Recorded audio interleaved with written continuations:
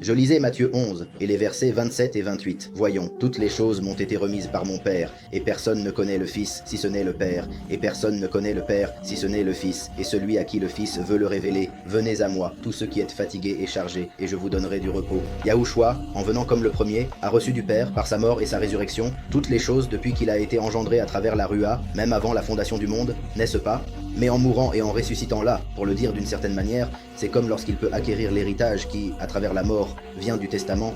Alors toutes les choses m'ont été remises par mon Père, et personne ne connaît le Fils, si ce n'est le Père, personne ne connaît le Fils, si ce n'est seulement le Père. C'est pourquoi seul le Père révèle qui est le Fils. Comme lorsque Pierre a dit à Yahushua qu'il est le Messie, et que Yahushua lui a répondu que cela ne t'a pas été révélé par la chair ni le sang, c'est-à-dire que cela ne t'a pas été révélé par quelque chose de terrestre, cela ne t'a pas été révélé par ton cœur, cela ne t'a pas été révélé par quoi que ce soit, mais par mon Père qui est dans les cieux. Alors ils disent là que personne ne connaît le Fils sinon le Père. C'est aussi la raison pour laquelle Yahushua est venu comme Fils. Le dernier vient comme Père. Yahushua a dit « Je ne rends pas témoignage de moi-même car cela serait invalide ». Si une personne parle d'elle-même, cela n'a pas de validité, c'est essentiellement se vanter. Et n'importe qui peut dire ce qu'il veut, ce sont les faits et ce que les autres disent, comme dans le cas du Père, qui est celui qui sait le mieux, celui qui est au-dessus de tout, celui qui a créé tout et qui décide. Alors, c'est le Père le seul qui sait qui est le véritable Fils. Et seuls ceux qui ont le Père dans leur cœur peuvent reconnaître le Fils comme cela est. Maintenant, le dernier vient en tant que Père dans un monde d'apostasie où l'on a oublié ou jamais enseigné qui est le véritable Fils, car ils ont suivi une apostasie, un mensonge, un faux Messie qui leur a créé une image, un faux nom, et ainsi de suite. Alors le Père doit se manifester, puisque le Père, Yahweh, a dit dans les psaumes 110 à Yahushua « Assieds-toi à ma droite, jusqu'à ce que je mette tes ennemis sous tes pieds ».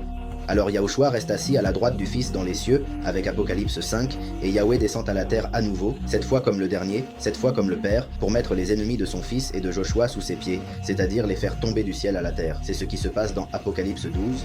Alors il vient comme le Père dans un monde où le véritable Messie et Joshua ont été oubliés.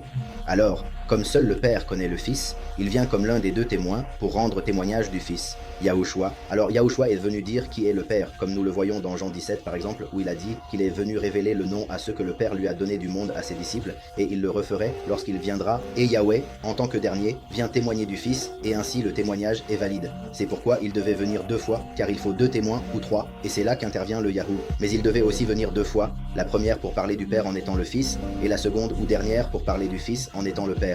Alors, personne ne connaît le Fils si ce n'est le Père, ni personne ne connaît le Père si ce n'est le Fils.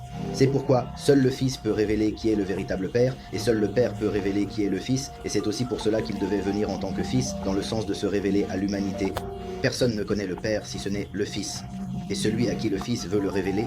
C'est particulier parce que dans d'autres textes des Écritures, nous voyons ce dont il parlait maintenant, à savoir que seule la personne qui a le Père, ou que Yahweh veut révéler qui est le Fils, seule cette personne, à travers son remplissage de l'Esprit, pourra reconnaître le Fils, mais ici, il le dit aussi à l'envers, car à la fin des temps, quand il vient comme Père, quand vient le dernier, seul le Fils peut révéler à la personne qui est le Père, comme il est dit ici, personne ne connaît le Père si ce n'est le Fils, et celui à qui le Fils veut le révéler, et celui à qui le Fils veut le révéler, car en général dans l'Écriture, nous voyons que c'est le Père qui révèle. Mais quand le Père vient maintenant, c'est le Fils qui révèle. Ce que dit aussi le frère à propos de ce changement ici, puisque dans le verset 28, « Venez à moi, tous ceux qui êtes fatigués ». Et quelle intéressante question pose le frère. Est-ce que cela sera ainsi? Puisque c'est une révélation particulière, comme ici ce changement est fait par celui à qui le Fils veut le révéler, cela se passe à la fin des temps, lorsque le Fils vient comme Père. Le Fils révèle qui est ce témoin comme Moshe, et ce témoin comme Moshe vient pour donner le coup d'envoi au Shabbat millénaire. Et c'est pourquoi ce qu'il dit ici, « Venez à moi tous ceux qui êtes fatigués et chargés, et je vous ferai reposer », c'est-à-dire je vous ferai entrer dans le Shabbat au millénaire. Alors oui, bon point frère, c'est comme si d'abord le Père parle au Fils, puis le Fils parle au Père, comme première et deuxième manifestation pour pouvoir entrer dans le Shabbat. Et c'est cela qui relie les 2 versets.